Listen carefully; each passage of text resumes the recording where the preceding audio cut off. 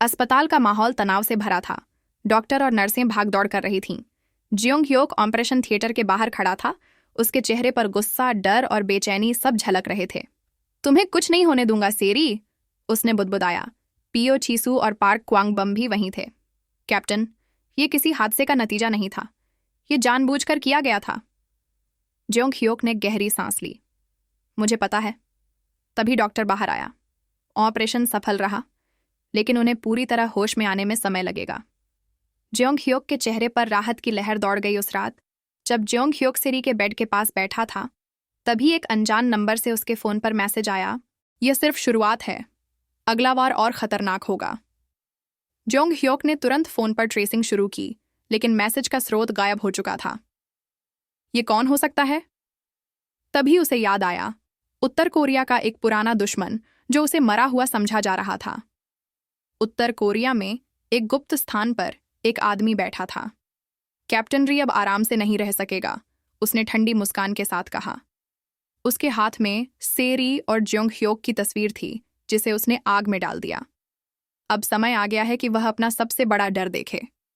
अगले दिन जब सेरी ठीक होने लगी, जियोंग ह्योक उसे एक सुरक्षित स्थान पर ले जाने की योजना बना रहा था। लेकिन तभी बूम! उनके अपार्टमेंट के पास एक बड़ा धमाका हुआ। शीशे के टुकड़े हवा में बिखर गए। सेरी ने चीखते हुए कहा, यह क्या हो रहा है? जियोंग ह्योक ने तुरंत उसे कवर किया और बाहर देखा। सड़क पर अफरा तफरी मच गई थी। हमें अभी यहां से निकलना होगा।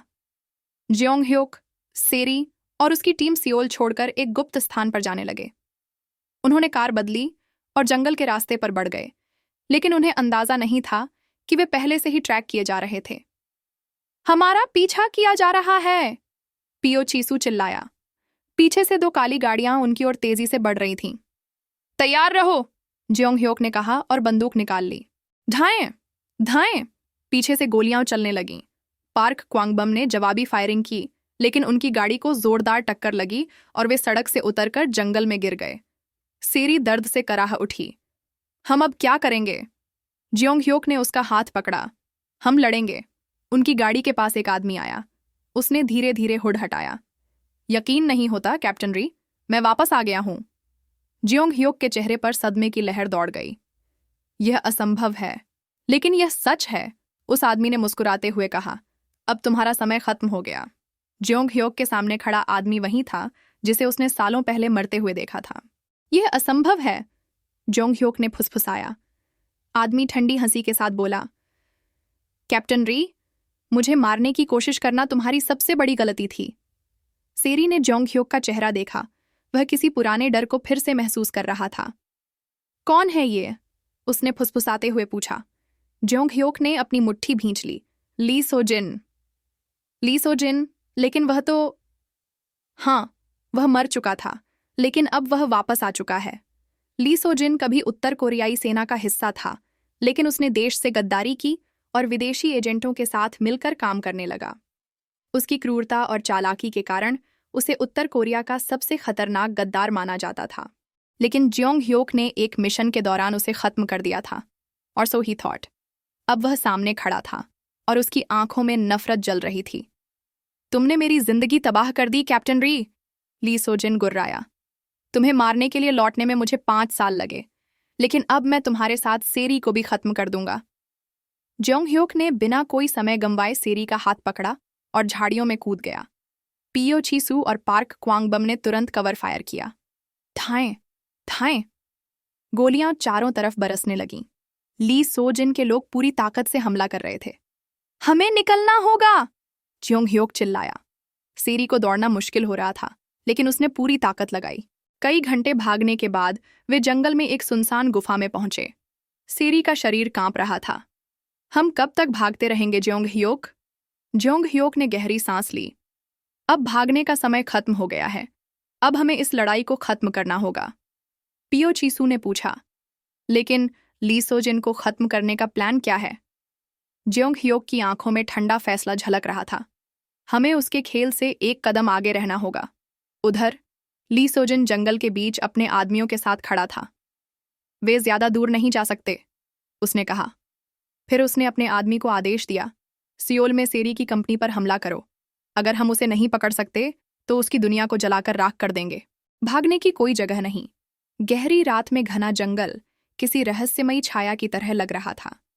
झींगुरों की आवाज के अलावा वहां सन्नाटा था। सेरी और ज्योंग ह्योक एक गुफा में छिपे थे। उनकी सांसें तेज चल रही थीं। हमें कुछ करना होगा ज्योंग ह्योक, सेरी ने कहा। मैं जानता हूं, ज्योंग ह्योक ने उसकी ओर देखा। लेकिन हमें जल्दबाजी नहीं करनी चाहिए।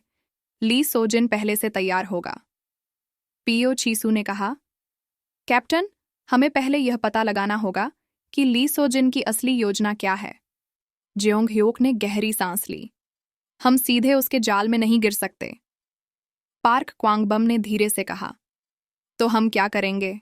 ज्योंग ह्योक की आंखों में एक चमक आई। हम ली सोजिन को उसकी ही चाल में फंसाएंगे। उधर ली सोजिन के आदमियों ने सेरी की कंपनी क्वींस ग्रुप के मुख्य कार्यालय पर हमला कर दिया था। तोड़ दो, सब कुछ नष्ट कर दो। कांच के टुकड़े जमीन पर बिखर रहे थे। कर्मचारियों की चीखें सुनाई दे रही थीं। सेरी के भाई से ह्यंग ने अपनी पत्नी संग आह को सुरक्षित निकालने की कोशिश की। हमें यहां से भागना होगा। लेकिन तभी कुछ नकाब पोश गुंडे सामने आ गए। अब तुम कहीं नहीं जाओगे। ली सोजिन एक अंधेरे कमरे में बैठा था। सामने स्क्रीन पर लाइव वीडियो चल रहा था। सेरी की कंपनी जल रही थी। लोग इधर उधर भाग रहे थे। कैप्टन री, अब तुम क्या करोगे? उसने हंसते हुए कहा। उसने फोन उठाया और ज्योंग ह्योक को कॉल किया। क्या तुम इसे देख रहे हो कैप्टन? ज्योंग ह्योक ने फोन उठाया। अगर तुम वाकई मुझसे लड़ना चाहते हो तो सामने आकर लड़ो। ली सोजिन हंस पड़ा। शांति से खेलो ज्योंग ह्योक, मेरे पास तुम्हारे लिए एक ऑफर है। बकवास मत करो। तुम सेरी को लेकर उत्तर कोरिया वापस चले जाओ। अपने लोगों के साथ जियो, लेकिन दक्षिण कोरिया में कभी कदम मत रखना। अगर तुमने मेरी शर्त मान ली तो मैं सेरी की कंपनी को छोड़ दूंगा और तुम्हें जिंदा रहने दूंगा। सेरी ने ज्योंग ह्योक का चेहरा देखा। वह क्रोध से कांप रहा था। तुम क्या सोच रहे हो? सेरी ने पूछा। हमारे पास दो ही रास्ते हैं, या तो हम भाग जाएं या फिर हम लड़ें। सेरी ने उसकी आंखों में देखा और कहा, मैं तुम्हारे साथ लड़ूंगी। हम लड़ेंगे। ज्योंग ह्योक ने अपनी टीम को देखा। लेकिन हमें प्लान बनाना होगा। पियो चीसू ने कहा। ली सोजिन एक स्मार्ट आदमी है, हमें उससे ज्यादा चालाक बनना होगा। सेरी ने कहा, मेरी कंपनी में अब भी कुछ लोग बचे होंगे। अगर हम उन्हें संदेश भेज सकें तो वे हमारी मदद कर सकते हैं। ज्योंग ह्योक ने सिर हिलाया। ठीक है, हम दो तरफ से हमला करेंगे। पहले उसकी सुरक्षा को कमजोर करेंगे और फिर सीधा हमला करेंगे। पार्क क्वांगबम ने हथियारों की सूची चेक की। हमारे पास सीमित संसाधन हैं, लेकिन हमें यही काफी होंगे। यह हमारी आखिरी लड़ाई होगी, ज्योंग ह्योक ने कहा। या तो हम जीतेंगे या सब खत्म हो जाएगा। सियोल के बाहर एक पुराने कारखाने में ली सोजिन अपने लोगों के साथ था। कैप्टन री आएगा या नहीं? उसके आदमी ने पूछा। ली सोजिन मुस्कुराया। वह जरूर आएगा, मैं उसे बहुत अच्छे से जानता हूं। तभी एक बम धमाका हुआ। बूम! ली सोजिन के लोग घबरा गए। क्या? गोलियों की बौछार शुरू हो गई। धाएं धाएं। कैप्टन री यहां है। ज्योंग ह्योक, सेरी, पियो चीसू और पार्क क्वांगबम ने चारों तरफ से हमला कर दिया था। ज्योंग ह्योक और ली सोजिन आमने सामने खड़े थे। ये खत्म होने का समय है, ज्योंग ह्योक ने कहा। ली सोजिन हंसा। आसान नहीं होगा कैप्टन री। फिर दोनों के बीच खतरनाक फाइट शुरू हो गई। घूंसे, किक्स और गोलियां। यह एक जानलेवा लड़ाई थी। सेरी ने देखा कि ज्योंग ह्योक घायल हो रहा था। ज्योंग ह्योक, ली सोजिन ने हंसते हुए कहा, अब मैं तुम्हें खत्म कर दूंगा। अंधेरी रात में फैक्ट्री के अंदर आग लगी हुई थी।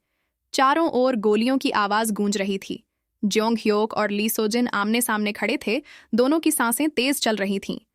आज यह खत्म होगा कैप्टन री, ली सोजिन ने कहा। उसकी आंखों में नफरत जल रही थी। ज्योंग ह्योक ने अपनी बंदूक तानते हुए कहा, तुमने मेरी दुनिया को बर्बाद करने की कोशिश की, अब तुम्हें इसकी सजा मिलेगी। ली सोजिन ने अचानक एक बटन दबाया। बूम! एक जोरदार धमाका हुआ और पूरी फैक्ट्री कांप उठी। दीवारें हिलने लगीं। क्या कर दिया तुमने? ज्योंग ह्योक चिल्लाया। यह सब नष्ट हो जाएगा और इसके साथ तुम भी, ली सोजिन ने पागलों की तरह हंसते हुए कहा। सेरी, पियो चीसू और पार्क क्वांगबम एक कोने में छिपे हुए थे। उन्होंने देखा कि छत से लोहे की चादरें गिरने लगी थीं। हमें जल्दी बाहर निकलना होगा, पियो चीसू ने कहा। सेरी ने घबरा कर कहा, लेकिन ज्योंग ह्योक अभी भी अंदर है। तभी ज्योंग ह्योक भागते हुए उनकी ओर आया। सेरी, बाहर निकलो। लेकिन तभी धाएं ली सोजिन ने गोली चला दी। गोली सीधा ज्योंग ह्योक के कंधे में लगी। ज्योंग ह्योक! सेरी चीख पड़ी। ज्योंग ह्योक दर्द से कराहते हुए गिर पड़ा। ली सोजिन उसके पास आया और बंदूक उसकी तरफ तान दी। आज यह खत्म हो जाएगा, उसने कहा। लेकिन तभी धाएं सेरी ने ली सोजिन को गोली मार दी। ली सोजिन का चेहरा सदमे से भर गया। तुमने मुझे? वह पीछे हटा, उसकी आंखों में डर था। यह तुम्हारे की का अंत है, ली सोजिन, सेरी ने कहा। ली सोजिन लड़खड़ाया और जलती हुई फैक्ट्री के अंदर गिर पड़ा। बूम! एक और धमाका हुआ और पूरी बिल्डिंग आग में समा गई। सेरी जोंग ह्योक के पास दौड़कर आई। तुम ठीक तो हो? जोंग ह्योक ने दर्द से मुस्कुराते हुए कहा। मैं ठीक हूं, लेकिन हमें यहां से निकलना होगा। पियो छीसू और पार्क क्वांगबम ने उनकी मदद की और सभी फैक्ट्री से बाहर निकल आई। पीछे देखते ही उन्होंने देखा ली सोजिन जलती हुई फैक्ट्री में कहीं खो चुका था। यह खत्म हो गया। ज्योंग ह्योक ने गहरी सांस ली। कुछ दिनों बाद सेरी अपनी कंपनी के ऑफिस में थी। सब कुछ धीरे धीरे सामान्य हो रहा था। ज्योंग ह्योक ने उसकी तरफ देखा और कहा, अब तुम्हें कोई खतरा नहीं है। सेरी ने मुस्कुराते हुए कहा, लेकिन मैं अब तुम्हें कभी खोना नहीं चाहती। ज्योंग ह्योक ने उसका हाथ थाम लिया। मैं हमेशा तुम्हारे साथ रहूंगा। उत्तर कोरिया के एक गुप्त ठिकाने में एक आदमी धीरे धीरे अपनी आंखें खोलता है। उसके चेहरे पर जलने के निशान थे, लेकिन उसकी आंखों में वही नफरत थी। कैप्टन री, यह अभी खत्म नहीं हुआ था नई जिंदगी की शुरुआत। सेरी की जिंदगी धीरे धीरे सामान्य हो रही थी। उसकी कंपनी क्वींस ग्रुप फिर से अपने पैरों पर खड़ी हो रही थी और उसके कर्मचारी पहले से भी ज्यादा समर्पित होकर काम कर रहे थे।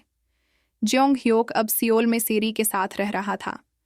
वह हर समय उसके आसपास रहता, यह सुनिश्चित करने के लिए कि अब कोई खतरा नहीं है। एक शाम वे दोनों एक पार्क में बैठे थे। क्या तुम अब खुश हो? सेरी ने मुस्कुराते हुए पूछा। ज्योंग ह्योक ने उसकी तरफ देखा और हल्की मुस्कान दी। मैं वहां हूं जहां मुझे होना चाहिए, तुम्हारे साथ। सेरी ने उसका हाथ पकड़ लिया। तो अब कोई खतरा नहीं? ज्योंग ह्योक कुछ कहने ही वाला था कि तभी बूम! पास ही एक कार में जोरदार धमाका हुआ। चारों तरफ अफरा तफरी मच गई। लोग चीखते हुए इधर उधर भागने लगे। ज्योंग ह्योक और सेरी जमीन पर गिर पड़े। यह क्या था? सेरी घबराकर बोली। ज्योंग ह्योक ने तुरंत अपनी जेब से पिस्तौल निकाली और आसपास देखने लगा। यह सिर्फ एक एक्सीडेंट नहीं था, कोई हमें फिर से निशाना बना रहा है। उसी समय उत्तर कोरिया के एक गुप्त स्थान पर एक आदमी अंधेरे में बैठा था। उसके चेहरे पर जले हुए निशान थे। उसने आईने में खुद को देखा और धीरे से कहा, तुमने मुझे मारने की कोशिश की, कैप्टन री, लेकिन मैं अब भी जिंदा हूं। यह कोई और नहीं, बल्कि ली सोजिन था। वह बुरी तरह घायल था, लेकिन उसकी आंखों में बदले की आग जल रही थी। एक रहस्यमयी व्यक्ति उसकी तरफ बढ़ा और बोला, तुम्हें मारने का जो काम कैप्टन री पूरा नहीं कर सका, उसे हम खत्म कर सकते हैं। ली सोजिन ने उसकी ओर देखा। नहीं, यह मेरा बदला है। मैं कैप्टन री और सेरी दोनों को खत्म कर दूंगा। रहस्यमयी आदमी हंसा। तो इसके लिए तुम्हें मेरी मदद चाहिए? ली सोजिन ने आंखें सिकोड़ी।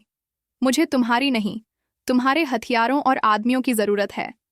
तो सौदा तय समझो, उस आदमी ने कहा। सेरी और ज्योंग ह्योक घर लौट आए, लेकिन धमाके की घटना उन्हें परेशान कर रही थी। पियो चीसू और पार्क क्वांगबम पहले ही जांच में लग चुके थे। कुछ ही देर में खबर आई, यह एक प्लांट अटैक था, और सबसे खतरनाक बात यह है कि धमाके की जगह पर हमें ली सोजिन की एक पुरानी घड़ी मिली है। सेरी का दिल तेजी से धड़कने लगा। नहीं, यह असंभव है, वह मर चुका है। ज्योंग ह्योक की आंखें गहरी हो गईं। अगर यह वाकई ली सोजिन है, तो हमें तैयार रहना होगा। इस बार वह और भी खतरनाक होगा। ली सोजिन अब दक्षिण कोरिया में अपने जासूसों की मदद से छिपा हुआ था। उसने अपने नए सहयोगियों से कहा, हम सेरी को खत्म नहीं करेंगे, हम पहले उसे तोड़ेंगे। उसकी कंपनी, उसके प्रियजन, सबको बर्बाद कर देंगे। उसने एक फाइल निकाली और कहा, मुझ सेरी के सबसे करीबी लोगों की जानकारी दो, इस बार हमला सीधा उसके दिल पर होगा। क्या सेरी और ज्योंग ह्योक इस बार बच पाएंगे? ली सोजिन की वापसी ने एक नया तूफान खड़ा कर दिया था। क्या यह ज्योंग ह्योक और सेरी की खुशियों का अंत होगा, या वे इस बार भी अपने प्यार की ताकत से हर मुश्किल को हरा देंगे?